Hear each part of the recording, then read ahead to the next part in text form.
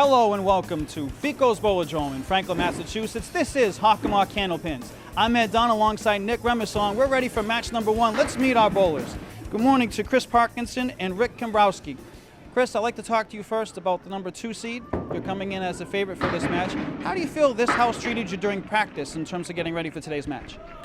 Well, it treated me very well. When I practiced, the pins were falling pretty good for me, and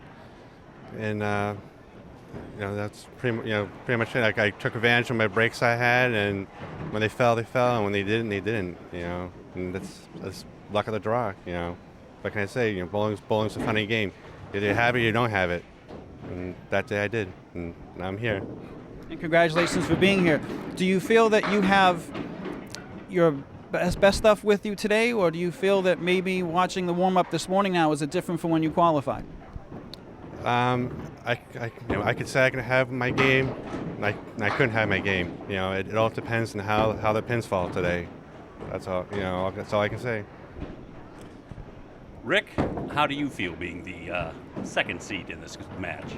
Oh, right now I'm a little nervous. First time. You do anything special to get ready for this? No, just warmed up. That was about it. Get a special send-off from home? Yes, I did. My daughter's here today. Great. So a little cheering. Yeah, I hope so. Hope I can give her something to cheer for. I'm sure you will. Gentlemen, have your best bowling. Let's shake hands and let's get started.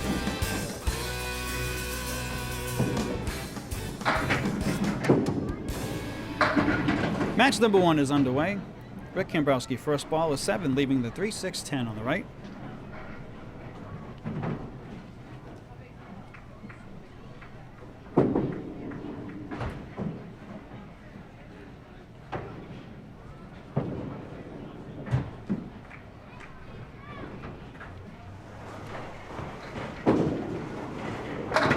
Nice pickup on that last ball. And a 9 to start, leaving the 3-pin.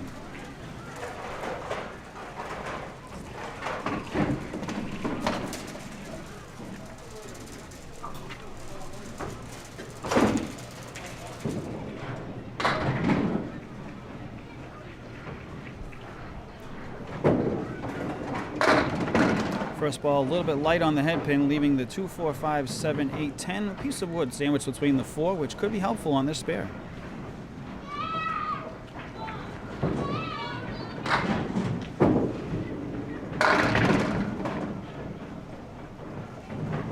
Good attempt, leaving the 5-10 for a 10. What does Rick have for statistics coming into today? Right now, what he's got is a 3-game total of 327 with a first game total of 109, second game 129, and a game 389. Kind of fell down a little bit there.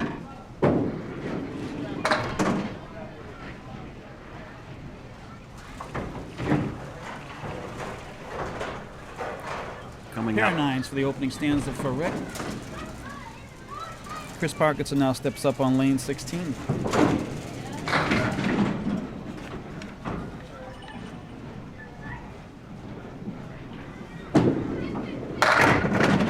Strong on the head pin, leaving the 3, 4, 6, 10 with little friend hanging around the 6 pin that could play into this shot.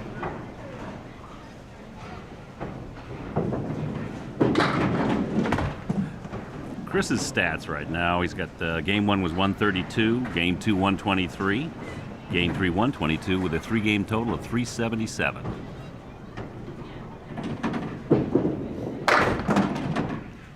And a 7 to start for Chris. As we said in the open, Chris comes in as our number 2 seed, so he has the second highest 3-game total of all the qualifiers with 377. And Rick's 89 in the third did give him a 327, which had him almost on the bubble for qualifying. So we'll see how this plays out now. It's all even for 1 game each.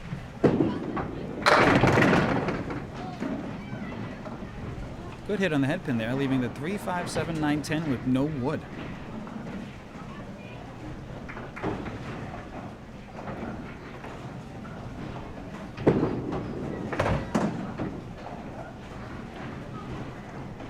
Nothing on the second ball.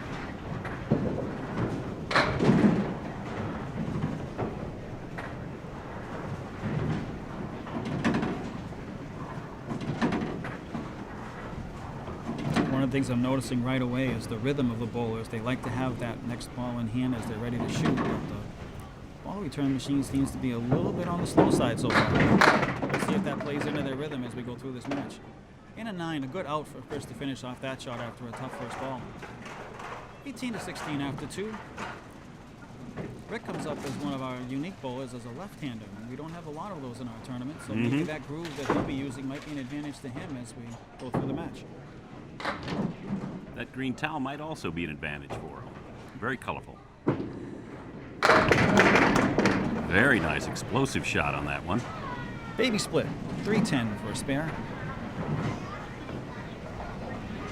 A lot of wood on the deck, but it may not come into play for the shot.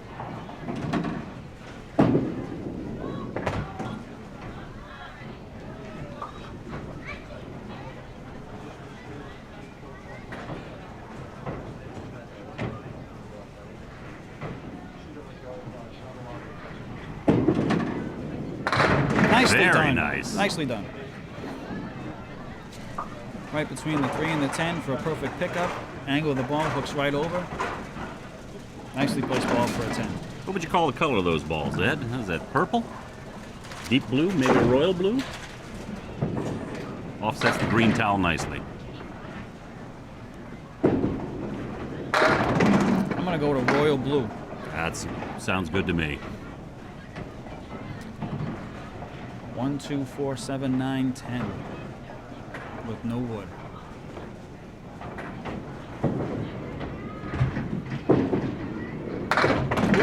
Ooh, very nice. Had a good placement for the head pin there. Great attempt on that spare shot.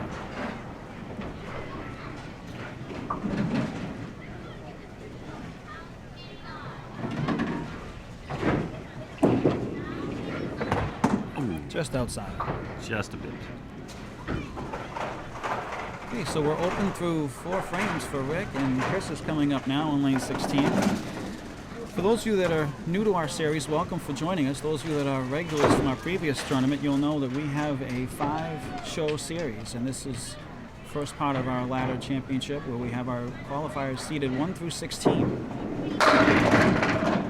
Oh, Heavy on the head pin, and there is a strike. beautiful, very nice.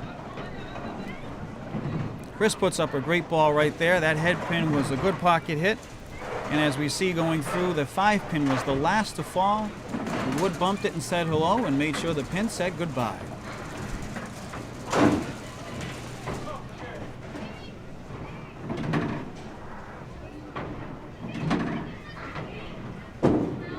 Back now, Great another ball. strike. Double for Chris.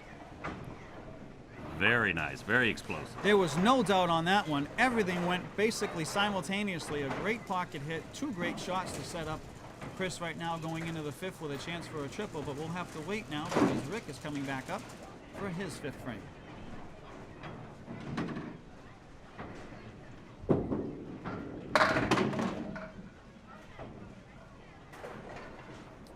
Half Worcester right plus the 4 pin. Taken out.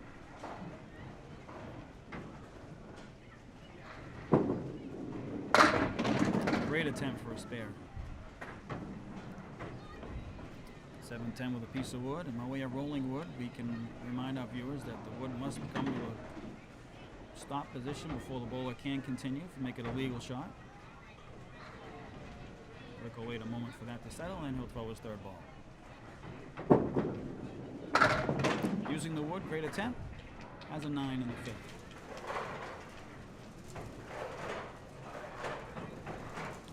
Putting up a double strike against 2 open frames, he's going to leave himself a very big lead coming into the 5th frame when he comes back up again. So it is up to Rick now to start getting some marks to come back into this.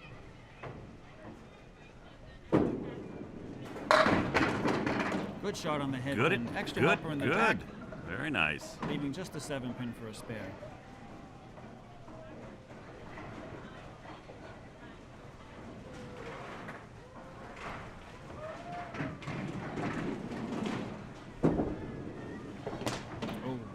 Just a bit.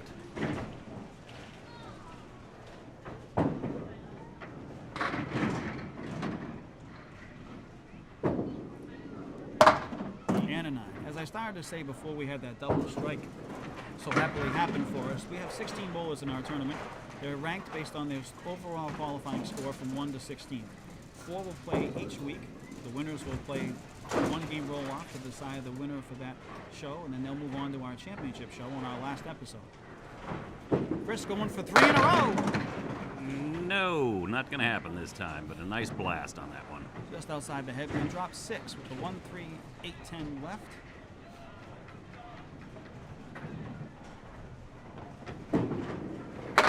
Ooh, oh. He almost danced that one down. Ball went inside the headpin, leaving the 8.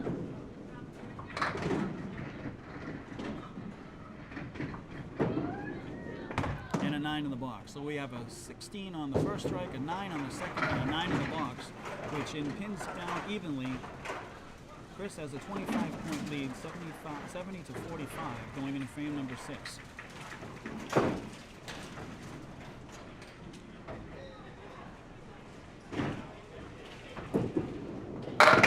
Into the headpin again for another strike.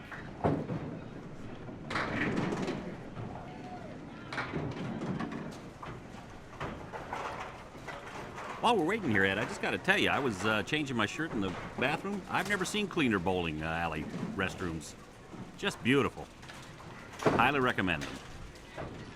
Ficco's is a family bowling establishment. They are so indeed. It's good to have something for everybody to be happy about when they come here. A lot of action on that one. 1, 3, 7 left with a piece of wood that's about to roll off. And wait in the corner.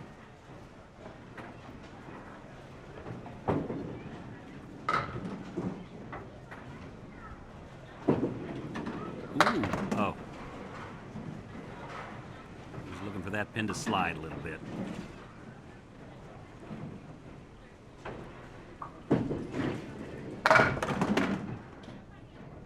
Valiant effort. He's got a 9. Rick is going to finish his 8th frame once again on lane 16.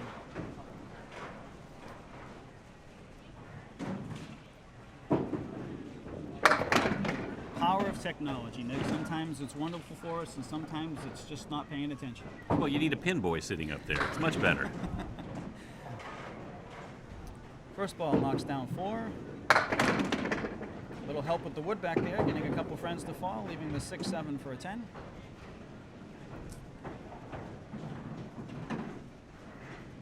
The strike that Chris threw in the 6th frame was not picked up by the cameras. And we tried to then move on to our next bowler. We actually had him bowling Chris's 6th frame, so we had to reset the scores, get everything lined back up again. Now we're back on. Chris is coming up for a 7th frame, filling a strike with 80. After 6 with 2 balls to throw. He already has a 12-pin lead going into this ball. He's 2 boxes in hand against his opponent. First ball kicks up 4.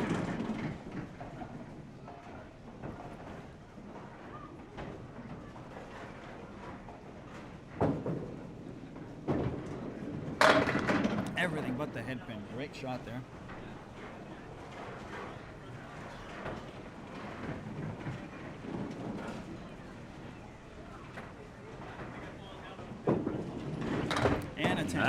Nice 10.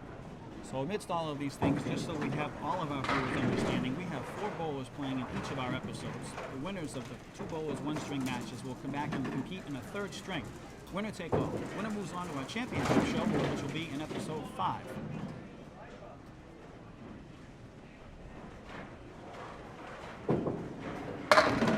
Each week, 4 of the area's best bowlers will be competing for our 16-person tournament. We had 34 qualifiers for the show, and we only took our top 16 for our series, so we had a lot of competition in our qualifiers this week. Good round. Well, just 1 on that one.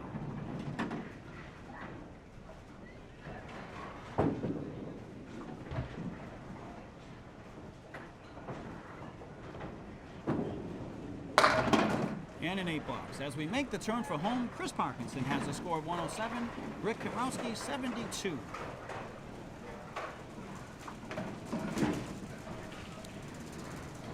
Rick is going to need to put up a couple of marks with some good fills here to have chance in the final. Right now, Chris's lead is 35. It's very close to being done at this point. Nice shot there. Picks up 7.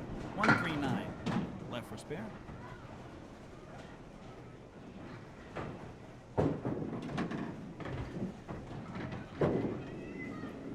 Ooh. Good attempt on the head pin, leaving just the 9 pin in the back.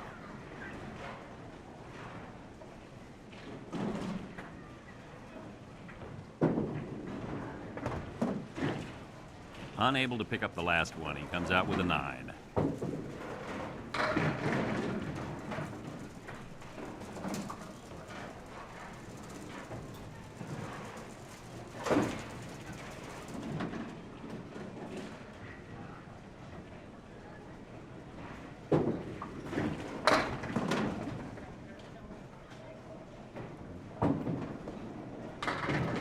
.610 is the only thing taken out in the first ball.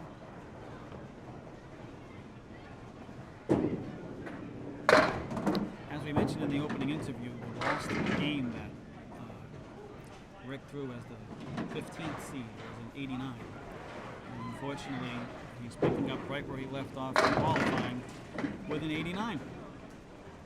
So Chris Parkinson is going to bowl out his last 2 boxes. He has qualified for our finals today, and he will meet the winner of our second match.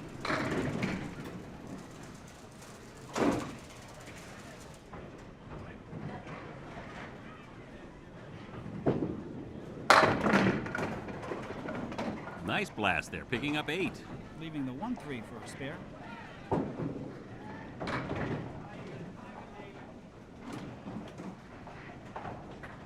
And he picks it right up. Nice spare.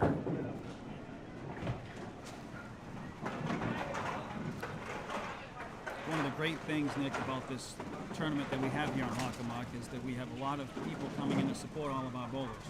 Always And good. Always good. to Yeah. have people here. Sometimes they want to take a little memory to take home with them before they see it on television. But Oh, the more people we have supporting candlepin bowling and shows like this, the more exciting it's going to be each time we have a new gallery of fans every time we set up for good. our show. Also to let you know, we're using fresh pins today. Fresh pins. Oh, a slide on that one.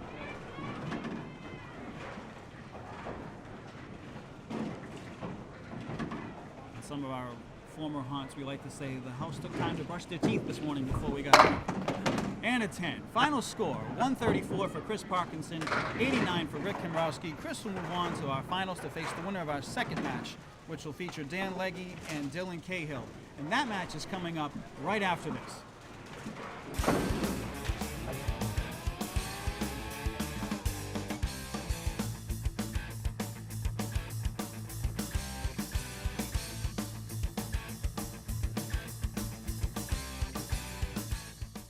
Welcome back. We're here for game 2 now, featuring the 7th seed of Dan Legge taking on the 11th seed of Dylan Cahill. Dan, welcome and thanks for joining us.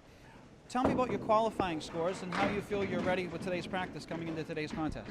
My qualifying scores were all right. I got the first few 2 strings were a little low, and then I picked it up in the third one, and I feel good about them. I feel like I'm ready for this. Should do fine. Do you normally bowl down here for your league? Yes, I do. I'm in 2 leagues. I've been bowling here since I was like 8 years old, so been bowling here for a while. Well, it sounds like he may have some home field advantage, but Yeah, we'll see how. he bowls here too, so Yeah. Both of them lovable. yeah. But I'm guessing that. Did you start down here when you were 8 years old also? Before that, About 4 or 5 years ago. when I was 8. No, I started when I was like 6 or so. Yeah. Yeah, probably. I forget the exact age. Whenever I could, I did it. So it's fun. I like it. Me too. So how do you feel going into this now, being youth bowlers and now adult bowlers and now TV competitors? Is this your first time in front of the lights? Yeah, this is my first time in front of lights, but I've been bowling with older people all the time, so I'm not too worried about it. Same here. Not too worried though. Okay, good. All right. Yep. Got to keep my cool. Exactly. That's how you There do you it. go. Well, we're eager to get this going. Shake hands, gentlemen, and let's get rolling. And we're ready to start game number 2. Dylan Cahill is going to kick things off on lane 15.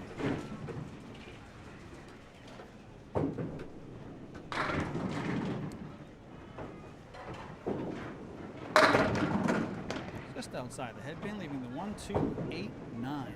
Good power on that throw.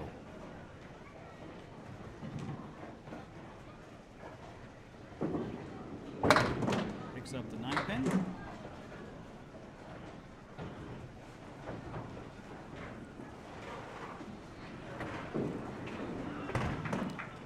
Three balls in the same place. Unfortunately, it's not a triple strike. It's a 7. Dylan right now, excuse me, is coming in with a game 1 score of 104, 119 for 2, 110 for game 3, for a 3-game total of 333. And it's interesting to note that our seedings for today's show scores range from 379 to 318.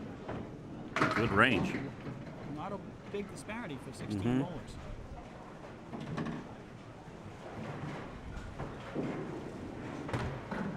One, 4, 7, 10 left. Second ball just outside the 3 pin seems to be his spot to hit now. He's thrown 5 balls in the same place, the 3-6 pocket. That time There on you the head go. pin, nice shot for a 10. Very nice.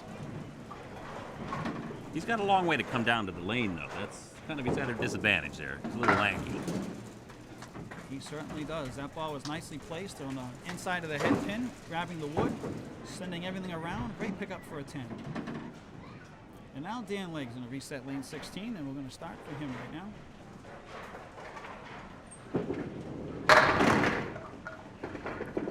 That'll help up there. 1, 2, 7, 9. With plenty of wood, but one rolling. We're going to have to wait to see if that falls off, and it does. Good use of the wood. Leaving just the head pin left for a 10. Very nice pickup it for the right 10. Well, it's fun coming in now, Nick, in the open. We talked to both Dan and Dylan are youth bowlers from Ficco, and they're doing this for basically all of their life. Just about 6 years old, 8 years old, something like that. Yeah. They didn't mention if they competed against each other in youth leagues or team leagues, but There was a bit of a snarl there. I noticed some.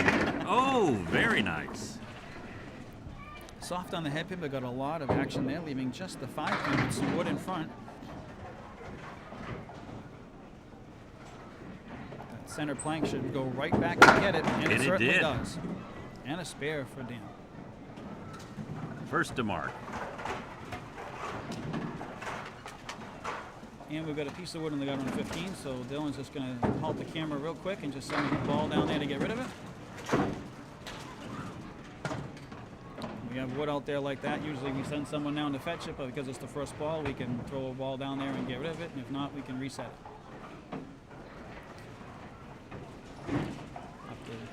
Dylan cleaned up his mess from the earlier stanza for Dan. He's going to come over to lane 16 now and start frame number 3. 1-3 pocket, nicely hit. Triangle on the left, 2-4-5. A piece of wood wedged up against the 4 pin, which could help in the spare.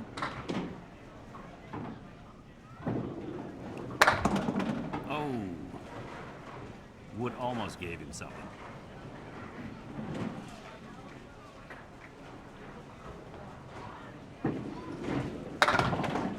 There And a it kick fell. out from the gutter for a 10.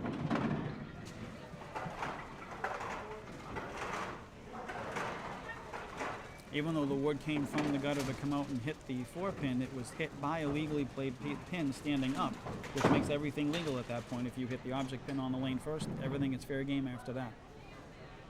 You'll notice Ed is explaining things to me because I'm dirt ignorant on this bowling. Well, it's more for our viewers at home that might not be avid bowling fans, but new to the sport of chemical bowling, to understand that why the gutters are there for penalties and fouls, but if you use a legal pin or legal ball to strike anything on the lane first, anything in those gutters is fair play for rebounds or kick around action. Good for the viewers. He didn't really care if I knew it or not. 4 horsemen left remaining for a 10. Dylan is wide again. 33 after 4 as Dan steps up to fill his spare.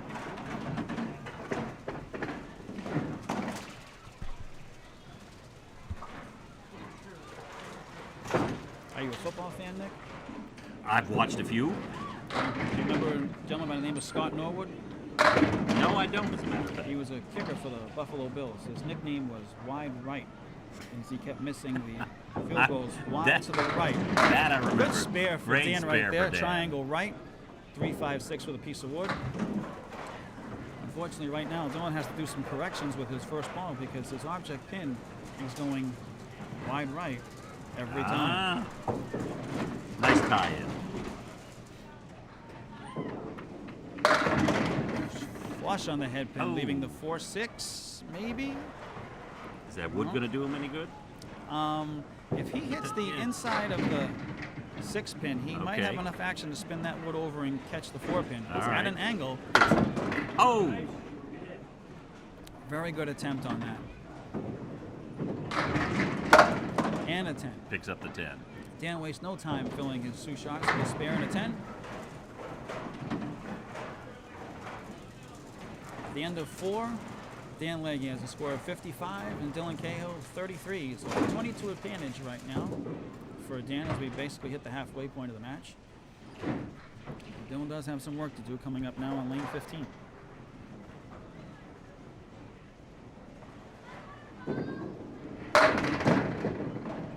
There's And a we got good some wood hit. going around up there. Now leaving only the 1-3 for a spare.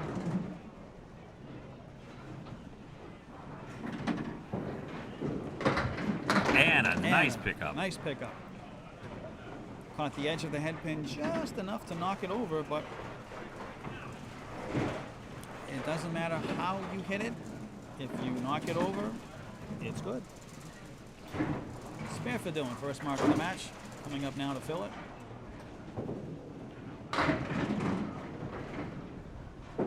First. Not too much on that. Only the 6-10. Fill of 2 on that spare.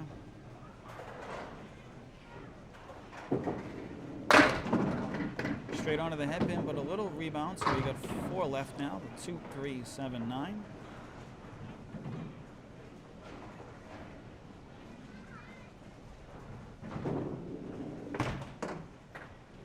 And a 6 bucks. As Dan comes up, it's good to mention that because it is a Saturday here at Ficco's today, we have our youth leagues going all around us. So Yeah, we have the lots of youngsters kids. of Franklin and the surrounding areas being able to look over here and see us recording our television show, and they look over and their parents and say, well, can I do that when I get bigger? Yep. Little Up and impetus going, for we'll the be here children. when you're older too. A few years, you may see them sliding over and standing in front of us. And a great spare for Dan. Good pickup. Another triangle pickup for Dan. That one, he actually had the ability to get the ball to come into the pocket hit and actually send the pin to the sidewall to come back and trip out the 3rd one. An excellent hit there and a good conversion for a spare. Easy for you to say. But only a fill of 2. So we have matching 2 fills right now, so Dylan didn't lose anything on his low fill, but he didn't gain anything either yet. And Dan punching straight through the head pin. So we're going to have a 2 fill and a low open for both bowlers coming into the 6 box. Great recovery for Nice Dan coming out recovery. with Almost a 9, got that almost a 10. That's the good thing about being live is I can get corrected on the spot. And that was not a low out for Dan. He salvaged that shot very nicely and almost made what would have been the spread eagle if that 6 pin was still there. Great shot by Dan. Ownership on my part for presuming that that was going to be a low out. My apologies, and congratulations to him on a great finish for that frame. So he extends his lead now to 25 as Dylan steps up for the 7th frame. Flush on the head pin, nice. right on the pocket. Oh. Only the kingpin remains with wood flush behind it, so this is a simple pickup. As long as he makes contact with anything up there, it should all fall. Oh. And again, have to correct myself because he made contact with the back piece of wood and slid it out of the way because he went wide right. He picked it up for the But 10. there we though. got the 10. Good You're shot an there. honorable man, Ed. I appreciate that.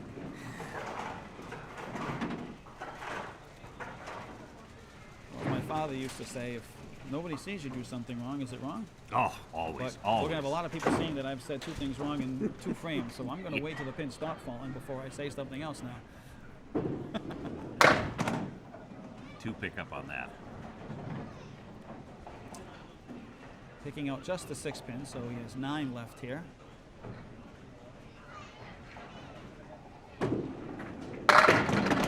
Great recovery on the second ball. Almost converted the entire remaining lead for a spare.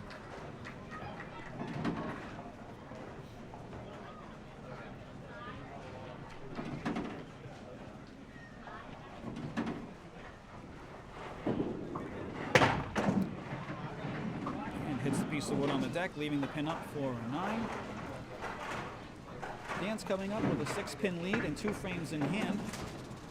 The advantage of being the higher seeded bowler is that they have the advantage of bowling last each stanza, so they know what their deficit or lead is at that point. What they need, right? Right now, Dan knows he's padding his lead, but unfortunately, first of all, they netted him 3. Great recovery there, leaving only the 2-5 left for a 10. Seems to have always a pretty good, strong second bowl. And a 9 draw. One of the things we've noticed in some of our bowlers in the past episode with us is that some of their approaches and deliveries can be very deliberate and very lengthy. And Dan is a very quick and deliberate thrower. He gets his ball, the pin set up, and he goes right from shot to shot with not a lot of thinking time in between. He's very focused on what he's doing and just lines it up, sees where he wants to go, steps in, delivers the ball. Nice and fast. Delivers it powerfully. He's got a nice explosive shot. 5-8-10 for a spare, leaving just the 10 pin now. And picks it up for a 10. Picks up the 10. As we make the turn for home, it's 95 for Dan Legge and 70 for Dylan Cahill with 2 boxes to go.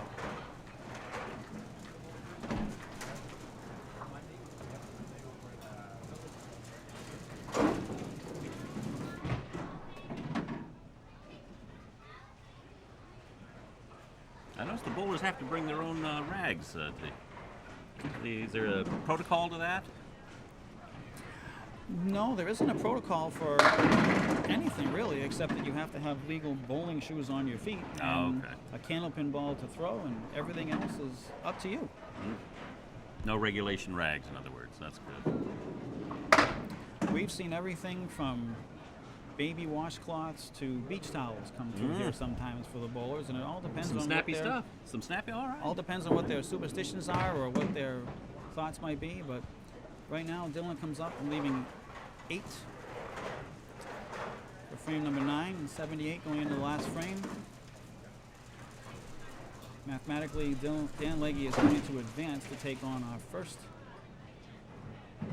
game winner.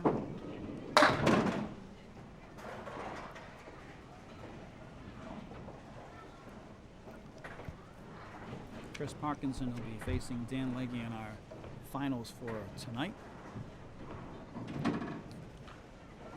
Once again, we're waiting for that technology to kick in again and send the ball returns back so that Dylan can take his next shot. But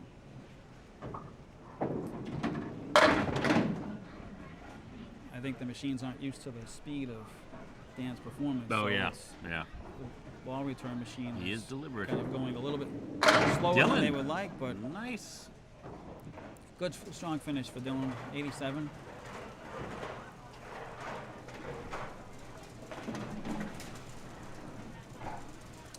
Unfortunately, this wasn't his game today. And Dan was on today. And he continues. Picking up 7 on that shot. well, even though Dan and Dylan are close in our seedings based on qualifying, Dan has a 16-point advantage in his average, 119 to 103. So you're kind of almost handicapping yourself, saying I've got 16 to the good if we bowl our average, which kind of forces the older seed, I was going to say, the higher seed, the ability to say I can have a couple of bad frames because they're going to have to come up and get me if I bowl my Right. average. And with a mark, Dan will do just that. And he almost had it there. For the strike, he can still pick up the spare. 10 pin left in the corner. And he does. 10 pin no longer in the corner.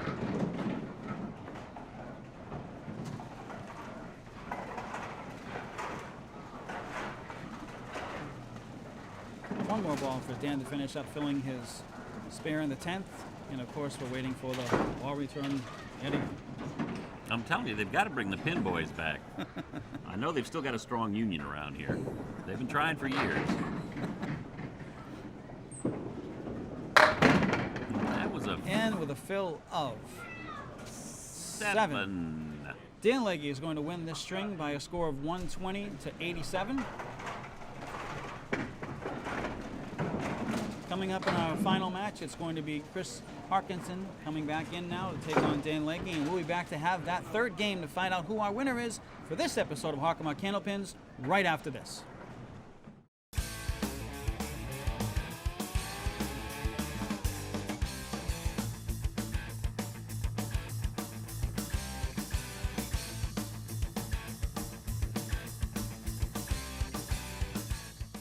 Welcome back. We're here for our finalist contest for this match. We're going to have the 2 seed of Chris Parkinson coming back to take on the 7 seed of Dan Legge. Chris, you've had a good path so far. Your opponent had a little bit of a tough game. How do you feel you did, and how do you feel you'll be able to carry some of that into this game? Well, I feel like I bowled pretty good. I started off a little little rusty, but once I got in my groove, I got the feeling, and hopefully brings it over to this match, because I got no easy task beside me, So. Well, you grooved 3 strikes and 4 boxes that first match. That was a very good groove, and your first ball was accurate and right in there. So hopefully, if you have that same reaction, you feel that you'll be able to maintain that this time. I'm pretty confident I can maintain it, to this match, but take it 1 box at a time, see what happens. Dan, you had a good set here. Yeah, it did. Very good. It did. I felt like my ball was on. I missed a few easy ones, but I feel overall that I had a good ball going. Hopefully, I keep it up. Good. Now, you've got a very deliberate style and delivery. You just step up and roll. Yeah, I feel like that's how I bowl. I've done that for the last 4 or 5 years, and I feel like if I think about it too much, that's when you miss the easy shot. So you just get up and you bowl, and you do good. Good. Oh, it's the finals. The winner of this match moves on to our championship show. Gentlemen, shake hands, and let's get rolling.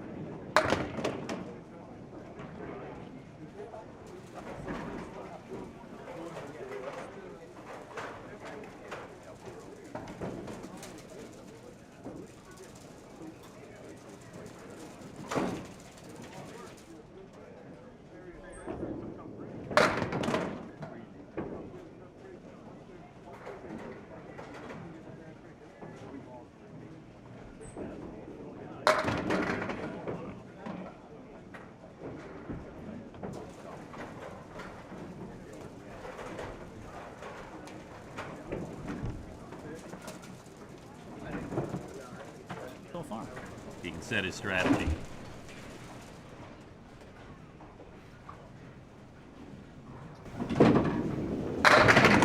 And a strike! Very nice. Chris did say in the open that if he can find his groove like he had before and his ball rings well, that he'll be able to maintain that groove, and he's picking up right where he left off, starting right up with a strike, knowing his competition is strong. Starting off hot right away. To fill the strike, flush in the 3-6 pocket, leaving the 4 horseman left, plus the 9-pin in back. No wood.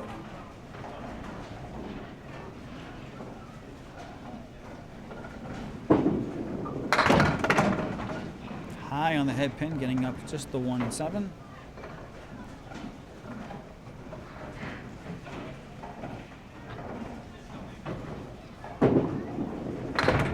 And picks up 1 for the 8.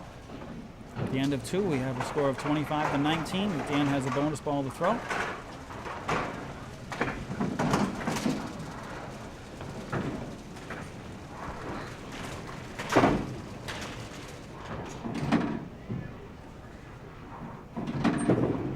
Nice delivery. Oh, picks up 8.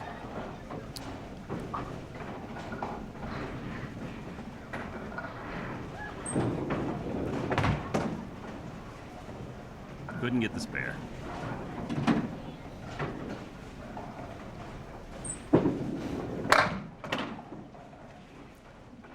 One more for the 9 for the frame.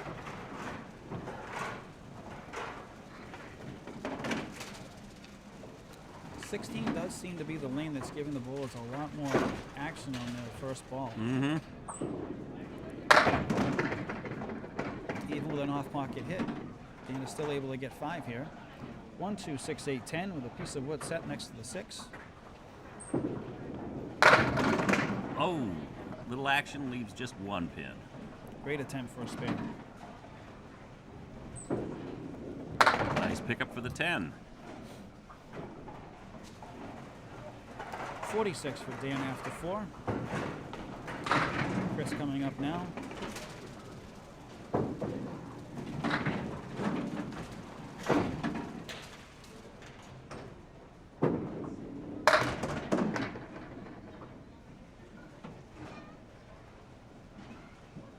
Pick up a 3 on that one.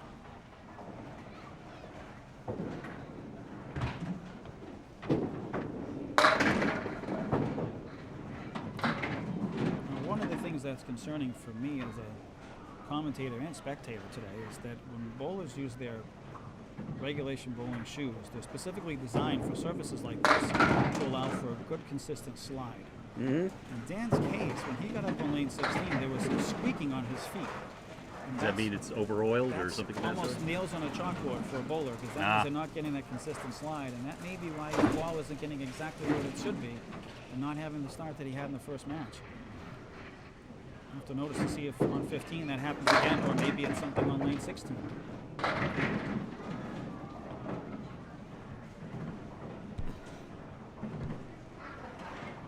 Chris had a 10 in the previous frame.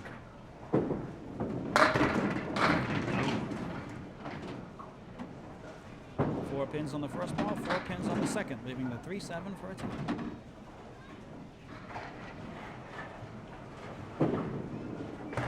And right through, 4 and 8.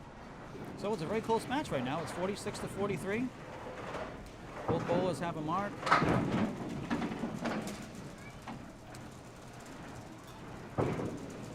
Again, the winner of this match goes on to our championship show in episode 5 for this series tournament. And there's a little bit of that squeaking again for the Yeah, so I noticed at that time. definitely his delivery foot that's got a little extra something underneath it. And he's Wood gonna have picks to- up the second one. He's going to have to make a couple adjustments to get a more consistent ball. Yeah, And an caught 8. him up there.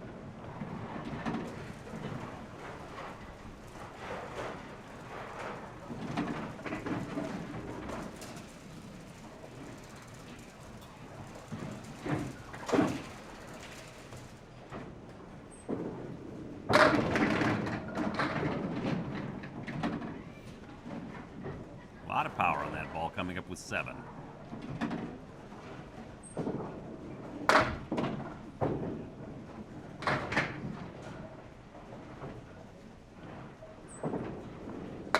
Davey's Nice picked pickup, up for a 10. beautiful. 64 for Dan as he sits down. Now the fist bump, is that for style or hygiene? They don't like an open-handed shake between lanes? I think it's more of a Style. generational style. There you go. When we used to have pin boys, everybody would shake I hands. remember the pin boys, yep, When shake the hands. pin boys went away, they had more of the high five and the quick handshake. No, didn't like the high five. So now that we're in this century, this generation is more into the fist pump and